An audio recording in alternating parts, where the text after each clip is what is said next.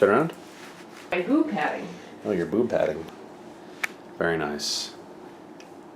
Okay. This is not the final outfit. So what I'm going to do, guys, is I save my pants. I have one pair of pants called PR pants. Highly recommend getting one pair of either like a sweatshirt, a shirt, pants that you keep in your closet. You don't wear it ever. The only time you ever wear those particular pants or that particular sweatshirt or t-shirt or whatever is when you're going for either like really hard PR or you just are going for like a weight or something that you haven't done in a long time, or like I said, a PR. So I'm gonna do some deads tonight, but real quick, what do you think the answer to this is? All right. Wait, why can't I really focus on it? All right, so this is number 1, 2, 3, 4, 5, 6, 7, 8, 9. Ladies, how do you like your man? All right, my opinion, I would say girls like. Okay, wait. If I'm saying all girls, not just gym girls, all girls on the planet, not just fitness girls. A pool of women. Yeah, non-fitness, or maybe they are, but just any woman. I would say they like top row, pretty much 1, 2, or 3. Definitely rare to find a girl wants 4, 5, and 6, is my opinion. And then maybe 7, and then 8 and 9 is probably not. So I would say top row or 7. Definitely not the middle row, except for the tiny micro minority of girls that like bodybuilders, and definitely not these two guys that can't see their piece of deal. So.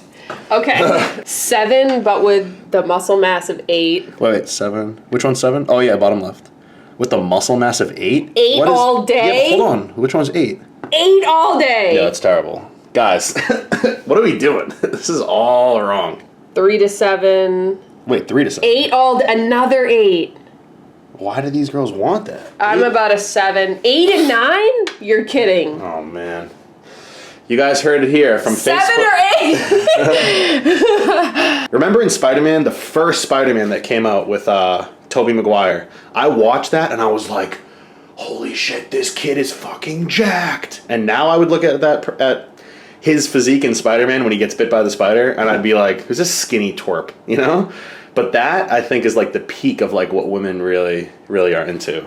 Or this person literally said 1 to 3 or 7 to 9, which is what I said. Like nothing in the 1 middle. 1 to 3 no one or wants. 7 to 9. I want to. Nobody said 4, 5, or 6. Hold on. I want to look like 5.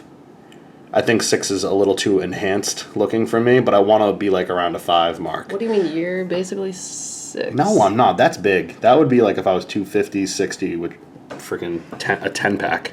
You're lost. Anyways, we're gonna do some back. We're gonna go deadlift. I gotta put my PR pants on. These are just the jammies.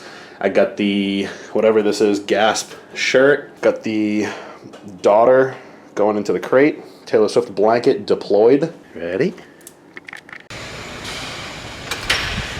PR pants are on. Humongous hole, blood stains, rips. I've had this for a long time. I always wear these when I'm doing like a weight that is gonna kind of scare me. Not this, not 405. Do not click out. Trust me, my PR is not 405. Cool. I want to do 7. That's not a PR for me either. I feel like I'm wearing PR pants for not PRs. As I'm warming up, I'm not trying to make my reps like, let me build some muscle with my warm-up weight.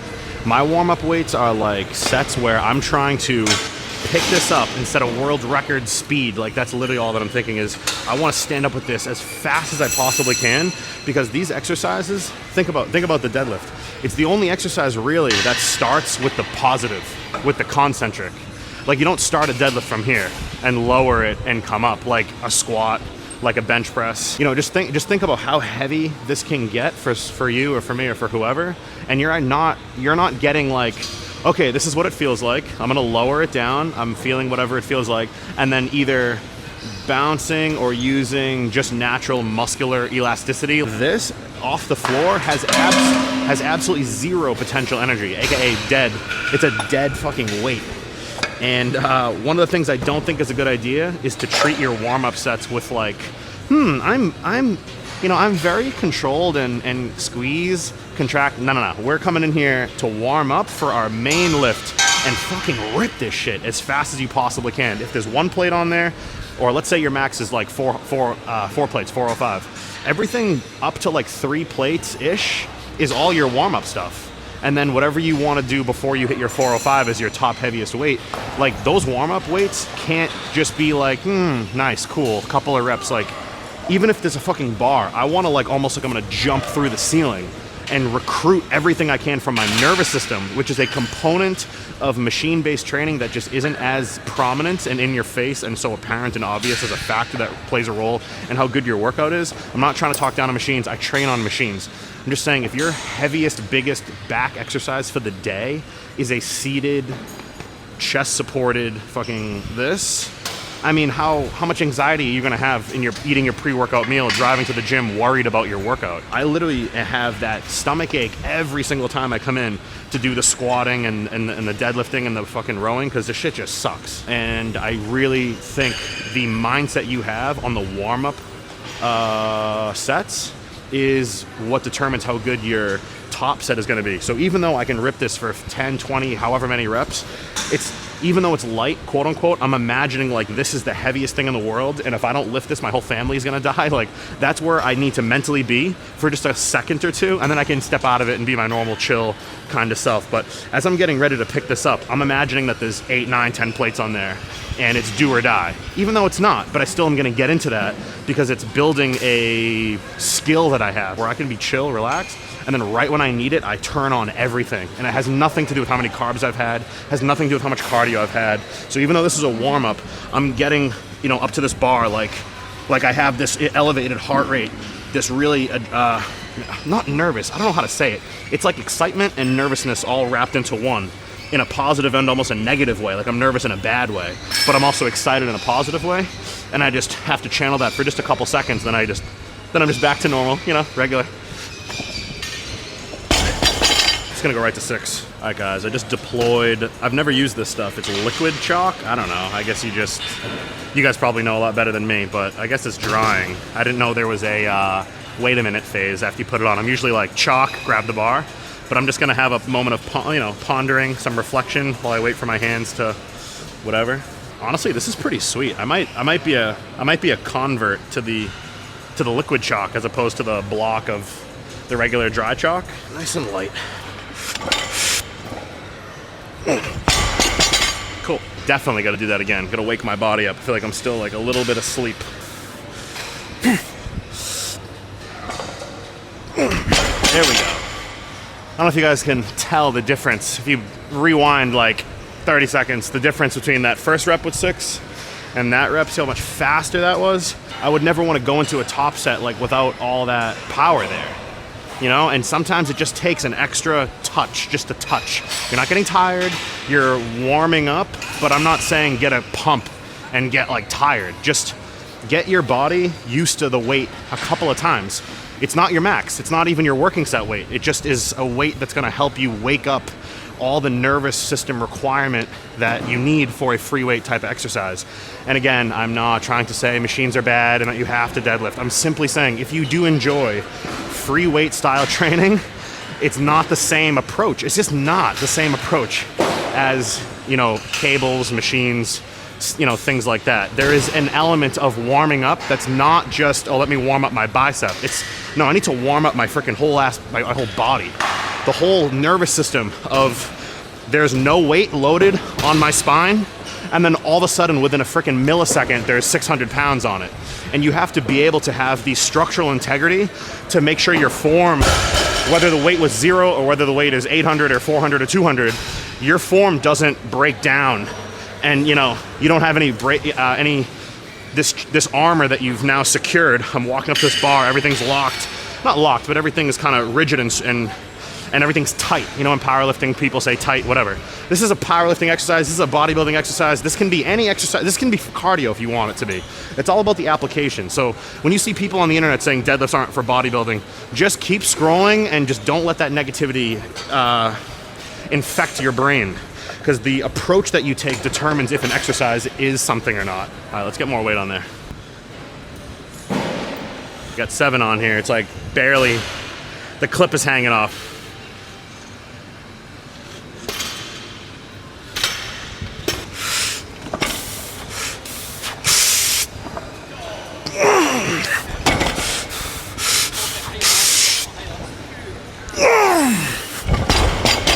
out there. 2 reps, not bad. 8 away from my best. 8, oh my God, it seems like a fucking mountain to climb. So for anyone wondering, that was 682 because I have a 20 kilo bar, 20 kilo plates. However, my first plate I always put on as a 25 to offset the fact that I'm used to 45 pound plates in America. Out here it's kilos, so I lose a whole pound each plate. So I start like a little bit over, what's the word? Like I'm over, like I overshoot it with the first plate, and then by the time I'm 7 plates in, I'm roughly close to where I was back home. I'm actually 7 pounds heavier with 7 plates. It's 682 as opposed to 675. I have 6 plates on here now, which is whatever 682 minus 88 is. Yeah, I really don't like when people say deadlifting is not a bodybuilding exercise, because as you can see from all my prior videos and see right now from my back, not doing a hinge in some capacity, it doesn't have to be conventional dead. I just love these and they build a lot of muscle for me. Stiff leg, RDL, as long as you're doing something really heavy that challenges your erectors. People skip doing this. It's like what do you skip triceps? Do you completely skip lats, or do you completely skip quads? Like, why would you skip your erectors? They're literally a muscle that attaches and work kind of like, oh man, I'm losing my science terms from fucking 2017, but they're very external underneath the skin down here, but they act and insert into your vertebrae all the way up to your neck. Just because you can't see them, because they kind of go underneath your rhomboids and then your traps go on top of that. It's like a triple layer of muscle. And to skip deadlifting or hinging or just doing something off the floor with the hinge motion targeting your erectors, and you don't do erector training, is literally like skipping fucking biceps, because your erectors make up muscle from all the way up here all the way down to here. So when you go to like do anything back posing or whatever, and you're like looking at your physique and you're going, my back is missing like thickness, not width, I'm missing front to back thickness. And you're thinking to yourself, well, I don't conventional deadlift, I don't stiff leg deadlift, I don't Romanian deadlift, I don't do anything heavy off the ground, I don't barbell row, and I don't T-bar row. If you don't do any of those, you are skipping an entire muscle group. You might as well go stop doing arms and skip biceps altogether. Just don't even do them. You know, it's just a weird way to look at it. And when people say it's not a bodybuilding exercise, okay, it's not the exercise, dude, it's you. Like, you suck at it. You know what I mean? It's almost like never doing something and then saying that the thing itself sucks. It's like, you don't do it, so you suck at it. So why don't you take responsibility and say, I never do this, so my skill set is very bad. It's almost like being a guitarist, being nasty at guitar, getting on a piano, not being able to play it perfectly, and then just saying, yeah, piano's a bad instrument to learn. It's not good for music. It's like, no, you just don't do it, so you suck at it. It's not the freaking instrument, it's you, man. And this is an instrument that builds a lot of freaking muscle. And for those of you out here that do this, you know what I'm talking about. And those of you who don't, I'm not telling you to come deadlift and like all of a sudden be obsessed with deadlifts. I'm just simply saying, if you're not picking up something off the ground in some capacity, rowing, T-bar rowing, unchest supported, no seat, no cables, no chair, no chest pad, you and the fucking iron, if you're not doing any of that, you cannot expect to have muscle here. Your lats are going to be lagging, your erectors are going to be lagging, and your traps are going to be lagging. And again, I'm speaking in terms of how big your back is this way, off of my body this way. I'm not talking about lat width. I'm not talking about that. I'm talking about how thick your back looks with lumps and freaking 3D. If you skip an entire muscle group, which is, if you out there watching this, I'm trying to motivate you and inspire you. I'm not trying to talk bad about you or make you feel bad about yourself or say that you don't know what you're doing. I'm saying that if you are someone where your back days over the course of 6 months or a year don't have anything where you're picking up a weight off the ground, how can you expect to have muscle there if you don't train that muscle? You can do all the scapular retraction, upper back, and all the pull downs you want, but if you never enter this world of bent over hinged position with load, how are you going to expect to grow any muscle from here all the way down and grow that in a thick way that your spine is in the center of your back, and then you have these 2 slabs of fucking meat on each side that give that look of like, dude, this guy is big and strong. You can just tell he's strong. When you see people with those thick erectors around their spine and thick traps, and like my neck is freaking up to my ears, you look at me and you know that I lift heavy shit. You don't even need to see a YouTube video of mine for you to come to the conclusion that this kid's probably pretty fucking strong at picking up something heavy. Could be a stone, it could be a deadlift, I don't know. Find me a strongman with lacking traps up here. They don't exist, but do they go in the gym and grab the Smith machine and squeeze their trap with 1 plate per side? No, dude, they're picking up fucking stones and rocks and yokes and deadlifting and all that crazy shit, and it's not by accident. This is not just, I'm speculating. I'm telling you that you are missing an entire muscle group in your body. If you come to the gym for a back day, at least once, twice, 3 times a month, a couple times a month, include an exercise that you are loading your shit from the ground, or you are just gonna have a flat back when you look at your physique from the side. You're gonna be very shallow. You can have the sick rear delts, those pop out, that's cool, but I'm talking about your torso, under here, through here, and down here. Anyways, that's my spiel. I did 7 plates for 2. Now I'm gonna go to 6 plates and try to get as many as I can. And nothing really much to say, let's just fucking do it.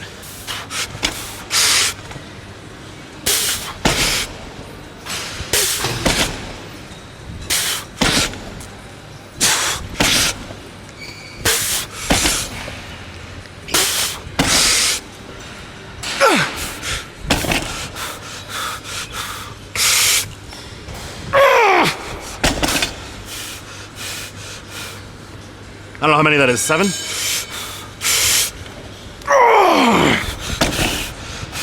Fucking hate platforms.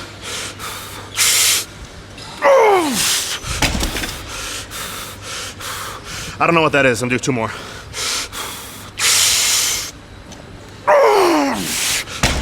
One more. Come on, Polly. Lock in. One more.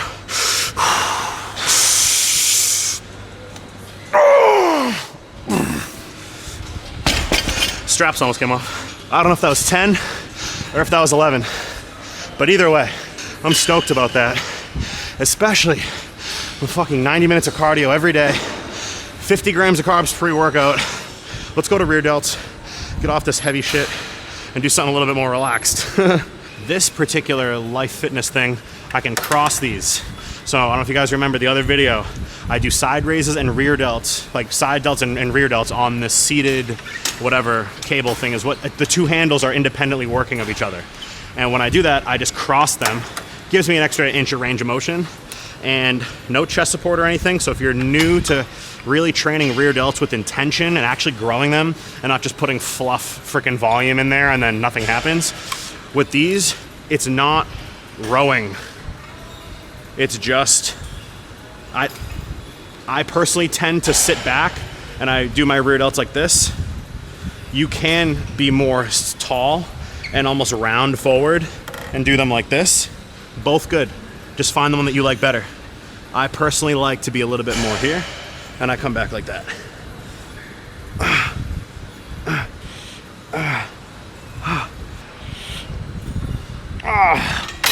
For time's sake, I'm gonna be pairing this with a dumbbell row. And like I mentioned in the other video, my lats down here, I wanna bring in. And when I do barbell rows, I get a lot of soreness. Come here, you're my person. I get a lot of soreness here from barbell rows in my traps and then up in here. When I do weighted pull-ups, raise your arms all the way up. I get a lot of soreness in my weighted pull-ups here in my lat, up near my armpit, and down to here. However, I want to give a little bit more emphasis to this for my back, and I want to train this. So what I'm gonna be doing is a dumbbell row focused not on lifting a bazillion pounds, but all I really want to try to do is get my elbow to like press into my skin and almost go behind me. And that might be an exaggerated, maybe too much range of motion compared to what you're probably used to seeing on the internet, which is a very, the arm you're training, you see a lot of people put that foot back. So if you're training your left arm on a dumbbell row, oftentimes people put their left foot back. I'm gonna advise you guys to actually go the opposite. If you're doing a left-handed dumbbell row, I want my left foot in front. Because when I put my left foot behind me and my left arm is here, I'm going to be caught in this position where I don't want to use trunk rotation to get the weight up. I don't want to be rotating at my hips to get the weight up. So to counter that, instead of my right hand with my right foot back and maybe my left hand on something to brace or on the dumbbell rack, and pull like this, which you see a lot, I'm gonna be switched. So now my right foot's gonna be in the front of me. And the reason why I do that is because I can't really rotate at my hips, like I'll fall, and it's very uncomfortable to rotate the weight up with the training arm and leg in front. So I want my right leg in front for my right arm rows, not the other way around. And from here, I can almost start like I'm looking there, as opposed to looking here. And by looking here, give me a dumbbell in my hands, what happens right here? Immediately I'm in a stretch. Similar concept to when you're doing dumbbell curls. When you're sitting in the chair, start your dumbbell curls seated, leaned back a little bit. As soon as you hold the dumbbell in your hand, your biceps behind you a couple degrees, and you immediately get a stretch in your bicep without even doing the reps at all. Same concept. When I'm here and my right arm's doing a dumbbell row with my right foot in front, not my left, by the time I even grab the dumbbell and get ready to go, I already feel a stretch right here. And instead of just rowing with a lot of rotation and momentuming the weight up on an exercise that has really only a short effective range of motion, at least from here to here is really all you're getting as far as lat contraction. This isn't like a pull down where you're sitting in a chair and the whole thing comes below you. It's not a, it's pretty small range of motion. It's a T-bar row with one hand. And pulling hand and that same side foot is in front. I'm already starting stretched, or at least my lats engaged, by being slightly twisted due to the fact that that foot's in front. And now from here, I'm just here to my side. And with your hand, that's up to you to decide if you want to have your hand, supinated, neutral, pronated. But I'm going to be right foot in front, left hand's on the thing. And from here, I'm going to be pulling like that. It's just this. This is really all I can target as far as my low lats. It's just gonna be just like that. And then when I do my left hand, my left foot goes in front, my right hand's on the whatever, and I'm just here. Boom, boom. Very small range of motion, but you can go pretty heavy on it. You're not gonna be crazy 200-pound dumbbell, because you're not set up for that mechanically. It's just not really in the cards. So just think of, I want this low piece down here, right there. I wanna hit that muscle. All right guys, so hopefully this angle is pretty good. I got my Versa grips on. Weird thing I do, I put my hand, I don't know if you can see it, but I put my hand at the bottom of the dumbbell like that. Personally for me, I like when the dumbbell kind of tips forward as I do these. So normally you guys see people do this, right? My right foot's in front, left foot's in the back, and I'm rowing like this. I'm gonna invite you guys to switch that and go here. And right here, without even doing a rep, I'm already getting a lat, like my lat's feeling it. I'm feeling weight loaded on my lat. And I'm just doing that.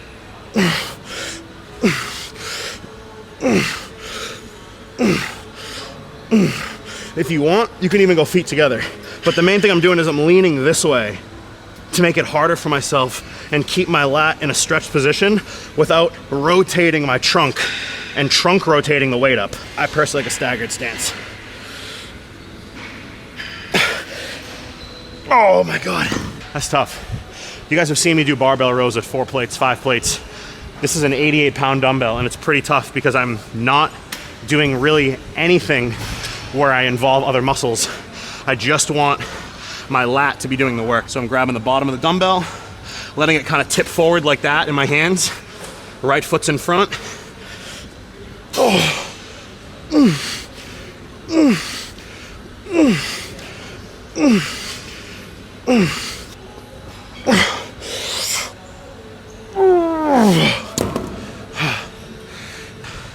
With as little rest as I can. This thing just fucking broke. Kidding me? Let's try that again. With as little rest as I can after those. No lats now at all. And just rear delts pulling upward without shrugging. It's a very weird sensation, or weird thing for me to say in a sentence and have you just go, oh, I got it, and then just do it so perfectly. It's pretty hard to not use your traps and shoulders and, not use your traps and back when you're doing an exercise like this, but practice, guys, just practice.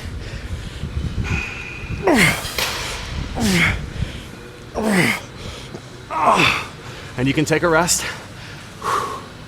despite what the studies say, and get a few more.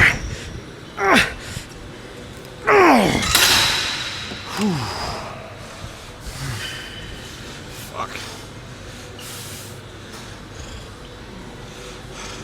But you just video my back, just hold the whole tripod up and just pick the whole thing up, grab the whole thing. Yep. Does that make my back look good? So I don't know if you guys can see here, but the rear delt pump, the lats pump, got under some light.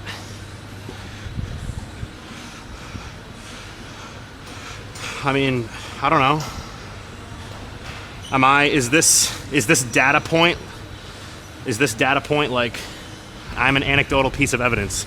Is this evidence enough that picking up some shit off the ground, doing things over 8 reps, doing more than, is this okay?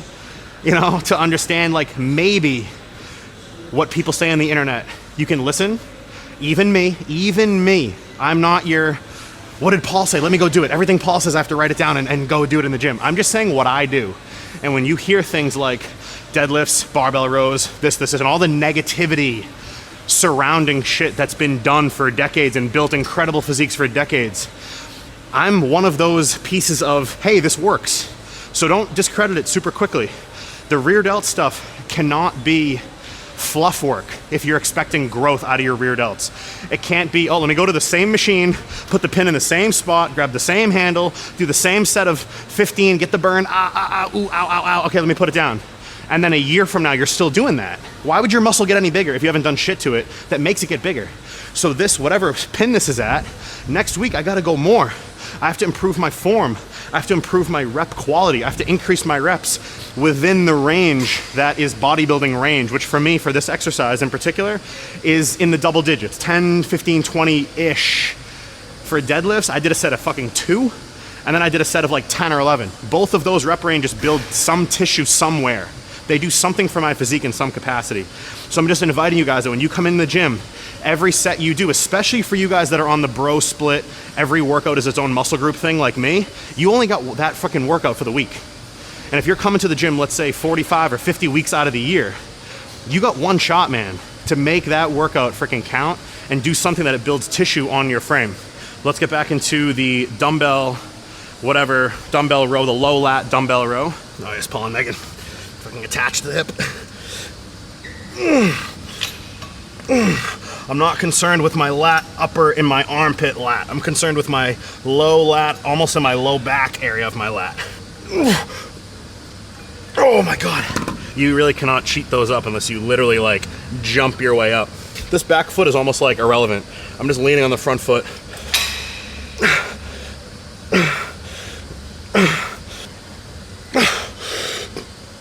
Oh my God. Good stuff, man. Good stuff, good stuff. All right, back into the rear delts. Back to this. I love this shit. Third set of this, I'm gonna do 6 sets of rear delts. Holy shit, 6 sets, I'm overtraining. 3 here. I'm gonna show you guys a really cool rear delt exercise that Phil Heath used to do.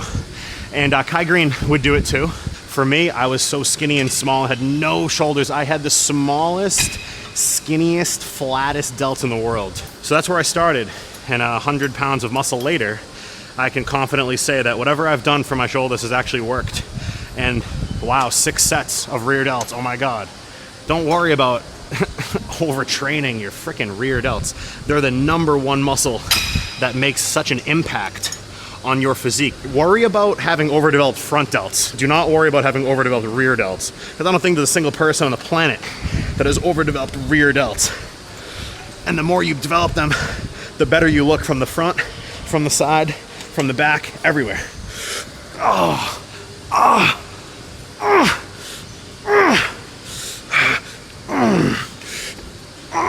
When you can't get any more with good form, don't bring in other muscles, just take a second and just have a moment of pondering and go, okay, a couple more. Because look at that rejuvenation of energy. I'm going past 8 reps. One more little chunk. Just take a break, let your straps hold the weight, and back in it.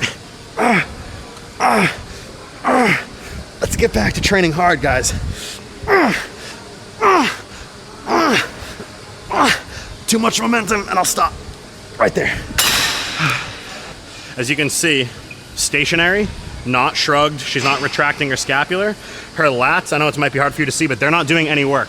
She's just taking her elbow and coming to here. Elbow forward, elbow here, and she's just hitting this muscle. It might look like you're training back wrong. It might look like this isn't even doing anything. However, remember that this little tiny baby rear delt, it doesn't do anything other than bring your humerus, which is this bone, from here to here. That's it. Boom. Here to here. That's it. So if you can master this little stupid annoying range of motion that's always really hard for a lot of people to really master, if you can master that, you can take this principle and do it on so many different things in this gym and take the back exercises that are for the lats and for the traps and just modify it a little bit.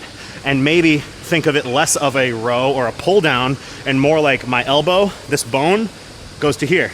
One variation, like I mentioned, Phil Heath, Kai Green, those guys, something that they would do to prepare for bodybuilding competitions. Remember, they're on stage, so they're doing this pose, which is a rear double bicep. My theme of rear delts is take a back exercise and just don't use your back, which sounds kind of funny and weird, but this is yeah, Megan just kind of had the rear delt stuff click when I said just take your elbow and pull your elbow behind you. Irrelevant. Your hand is irrelevant. It's just a hook. But with this exercise, normally what you see people do is they do a pull down, which is great.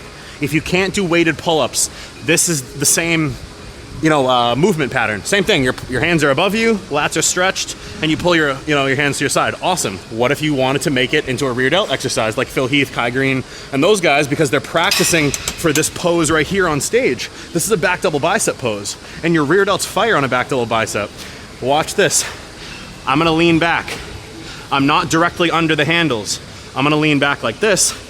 Same concept, elbows and upper arm are doing the work only. It might look like I don't know what the fuck I'm doing in the gym because it looks like I'm training lat pull downs like an idiot. But this is just rear delts. And they would do this exercise to target their rears to make that mind muscle connection so that when they pose, they can feel that muscle working. Because the judges are looking for balance. They want to see a front delt that's equally in size, proportion to the rear delt. So when you're on stage and you don't flex a muscle, people said to, going back to Sam Sulek's competition he just did, people saying, oh, he wasn't in shape or he wasn't conditioned. It has nothing to do with him being conditioned or not in shape. He was shredded out of his freaking tree. The thing is, when you're on stage, you have to remember to flex everything. It's really difficult. If those of you that are watching that have ever been on a competitive bodybuilding stage, when you're standing up there, it's a lot different than practicing in your gym locker or standing in front of a mirror where you can see literally everything. You're on a wooden floor with like tape, all this big empty space, and judges, and you have no idea what you look like. So when Sam Sulek's up there and his quad isn't rock hard flexed because he's so focused on his abs and focused on his smile and whatever, he might have forgot to flex his quads for like a half a second, and idiots on the internet go, oh, he wasn't conditioned. He was conditioned, he just wasn't flexing that muscle really hard. So on this thing here, I'm trying to remember that when I go and pose for you guys in a video or pose in the bathroom or pose wherever, or just I want to see what my back looks like, if I forget to flex muscles or I don't have a mind muscle connection with a certain muscle, that muscle is just going to be soft while I'm flexing it, and I don't want that. I want everything to be contracted and rock solid. So I'm taking my lat pull down, and instead of doing a lat pull down or whatever, I just lean back and I do the same thing, same principle. Elbows lead the way with the rear delts, and I'm imagining like I'm doing a rear double bicep pose right here, and my rear delts are lit right now, lit up doing this. It might look like you don't know what you're doing. Don't worry about what anyone else says. Don't worry about how you look. But try this out in the gym next time you guys are in here. 3 sets on one rear delt thing, 3 sets on another, and that should be a good starting point. And then add volume, add weight, add sets. Find the exercises that are perfect for you. Because this one right here might not be great for you. You might have a hard time with this one. Even after you practice it, you might want to stick to something else. And that's totally cool. There's 100 ways. There's 100 ways to train your rear delts. Look at that thing.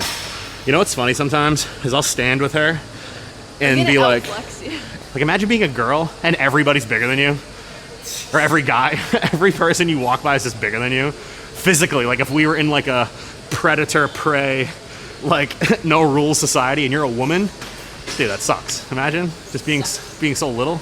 So guys, one thing with these dumbbells, dumbbell rows, I invite you guys to not use a dumbbell rack if the rack has dumbbells like really high, where the angle you're at's like here.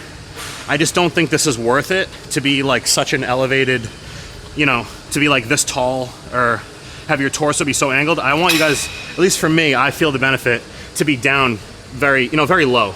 So when I'm grabbing this dumbbell, I almost want to just bring it like a couple inches off the ground and row from there. And the thing that I'm grabbing onto is not going to prevent me from getting down there. So if it's a dumbbell rack or a bench or just another machine or the freaking cement wall like I got here, just stay down here and pull from here.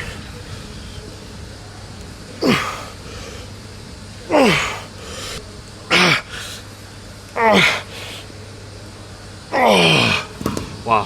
Start with the dumbbell really pretty much on the ground, come up a couple inches and just pull from there.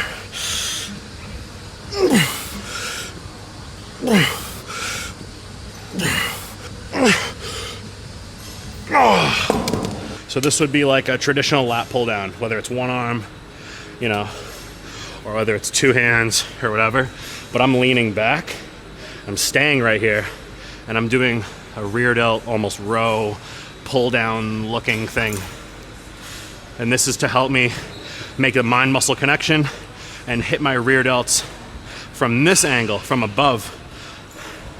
You don't want to be flexing your back muscles and your rear delts are asleep.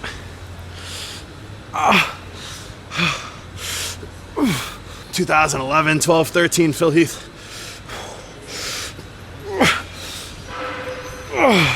And for anyone that has like a muscle imbalance, let's say your right arm is not as strong, this is a great exercise to kind of almost, I wouldn't say do a bunch of sets just right arm, but I'm just saying this is a good exercise to kind of wake up lagging, dormant deltoid before you go into your main compound bilateral stuff. All right, guys, so right here, see this from right here? See this muscle? That's her rear delt. This little stupid thing makes such a difference in your physique, and it's so annoying that it's so hard for so many people to target. Here, go back into that. I want to show them something. All right, so hold on, don't move. Rear, side, front.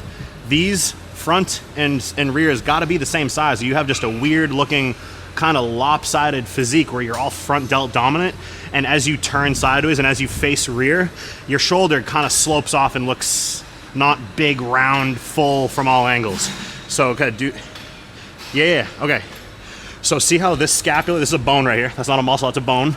Bone, trap, lat, teres, trap, levator scapulae, if you want to get all scientific. And beneath this is her rhomboids. Okay, now you're starting to retract and protract. Don't do that. Sorry. Right here, lock this in and just hit this. Bring your elbow, Bruce, bring your elbow to my hand. There we go, but lock this in. Okay. Lock it right there. Don't let it, yes, stay there, just like that. Perfect, over and over, just like that. Copy and paste that rep. So guys, she's retracted in her scapula, which is fine. Stay retracted or stay open, protracted. Just pick one and stay in that position while you're stable. Whoa, forgot there's like no weight on this. Whether you're retracted and doing rear delts or whether you're protracted and doing rear delts, it doesn't matter which one. The main thing is don't go from one to the other one, because what did I just do? I just retracted and depressed my scapular, which is lats, traps. I don't want to do that. So just pick one, lock into that position. Whether you want to be protracted and open is totally cool, and you're here, or I want to be retracted and now I'm doing rear delts from here. Totally cool. Just pick one though and stay in the whichever one you pick. All right guys, that's gonna wrap up this session. I'm not gonna do any like posing or whatever because I'll be standing in front of the mirror for like 10 minutes just like checking myself out. I gotta go do some cardio and then I gotta walk and grab something, but I'm pretty happy with how that workout went. I mean, I don't have to really say anything. Like, hopefully that looks pretty decent. Right now in the gym, I'm feeling pretty sweet as far as the pump. Not the craziest pump I've ever had, but for 50 grams of carbs a day and, you know, 90 minutes of cardio, I gotta do like 45 right now. I'm feeling pretty good. I don't have any cheat meals tomorrow, I don't think, even though it's Saturday. I'm sort of on a give me a cheat meal or a refeed meal whenever my body needs it. It's one thing to get, you know, lean, you see your abs and everything. It's another thing to get etched out, like dug out ridiculous separation and striations and feathering. It's another level of conditioning that I personally am going to push myself for. So I can't just look at the calendar and go, Saturday, time for me to eat. My body might need a day or two more of a deficit before I fill back out and then re-enter the deficit. So for me, every day is just the agenda of the day. If I have a cheat meal or refeed meal that night, cool. If I don't, cool. It doesn't matter. I'm more concerned with my progress right now than I am with going out to eat. How's that going to serve me when my goal is to be fucking shredded out of my mind? So I'll see you guys in the next video. If you're still here at the end and you're one of my people, subscribe, that pushed me over that 500 mark. I mean, I'm so stoked and so happy that you guys are here. And I think the videos are just gonna keep getting better and better. And anything you guys comment below, literally just type out like, hey, I wanna see you talk about this, or I wanna see you show us how to do this, or whatever. Type out anything, any subject or topic you want me to speak on, gym or not, I'll do it, because that's what I'm here for, is to make videos for you guys and for your enjoyment. And maybe you're watching me right now on your cardio, or you're watching me before the gym. As long as I'm able to entertain you and maybe educate you on something, I'm very happy. My job has been, completed, I would say there. So I'll catch you guys for an arm day, I believe would be next.